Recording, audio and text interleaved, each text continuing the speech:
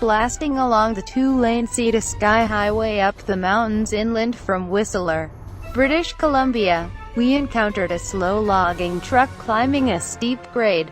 No worry. Tap the paddle shifter, nail the accelerator, and sweep around, only to fetch up behind three motorhomes dressed in vinyl wrap rental agency livery, plodding bumper to bumper at 15 miles per hour under the limit.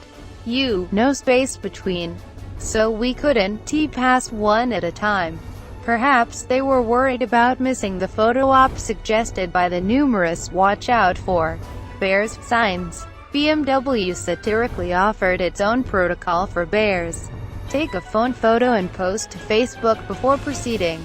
Bears are smarter than your average RVer and snoozed or whatever it is bears do in the woods on BC's hottest day this summer.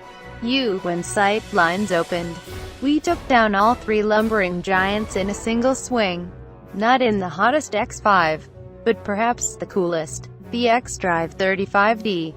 Had they glanced away from their phones and Tim Hortons cups, the RV crew still probably could not have identified a new X5. More observant types will notice the third-generation boulder grille, more prominent lights, and crisp character lines that give it a more horizontal aspect. The wheelbase hasn't changed. The car is 2 inches longer overall. The glassy greenhouse still offers great visibility, and BMW claims slightly more cargo room. This 3.0-liter turbo diesel inline-six isn't the one that secured last place in our June Supplanting that clattering concoction is a buttery-smooth, uncannily quiet new propulsion unit.